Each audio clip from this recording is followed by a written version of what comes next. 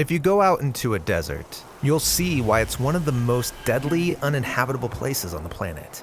It's dry, and where there's no water, there's no life. This is the picture that we get on page 2 of Genesis. The story begins with a dry and desolate wilderness. But God provides a spring in the desert that becomes a source of life for plants and animals. And that's where God brings together a man and a woman so that humanity can flourish and spread the life of the garden. Exactly. And that garden spring becomes a river that flows out to water the entire world. And there can be enough for everyone. It's all a gift from God. And this is great. Humans in a lush garden, but as it turns out, they find a way to ruin it. Right. Despite all of this water that God's provided, it's like they still have a drought deep inside of them. This is an image of the human condition, how we're always thirsty for more. But more of what? Well, in this story, the humans want more wisdom to create more security and more control on their own terms. And tragically, it only leaves them more thirsty and suspicious of each other, and so they end up back in the wilderness. The humans have lost access to the water of life. And because of that, they can't spread God's life into the world. And so God needs to rescue them from the wilderness. Yeah, like in the story of Jacob. His selfish scheming ruined his family relationships, so he has to run from his problems out into the wilderness. But there, he finds a well, and he meets a woman. And this is like Eden, a man and a woman together by a source of water. Right.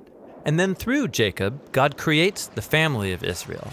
And he invites them to share in his own life so that they can be his partners in spreading that life to others. And sometimes they do this. But ultimately, they struggle with the same drought of the soul, thirsting for more power and more control, and it leads them down a path of violence and self-ruin.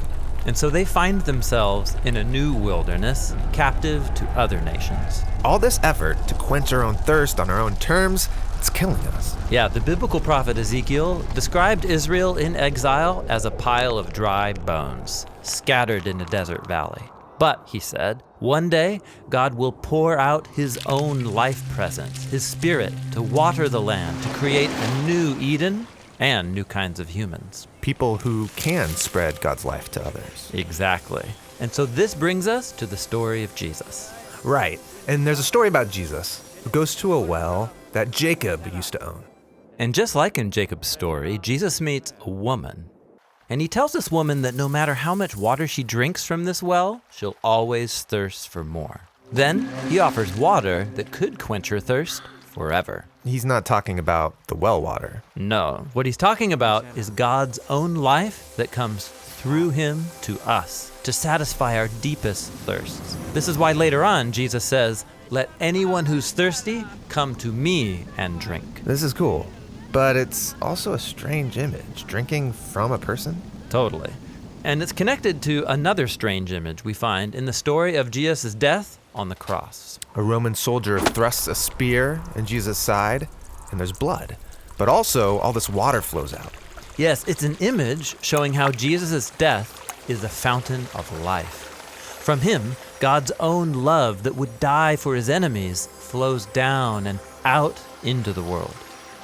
After Jesus was raised from the dead, we're told that he sends the Spirit into his followers. Yes, to fill them up with God's own life. This is why the Apostle Paul said that when we join the current of God's Spirit, the fruit of Eden starts growing in us.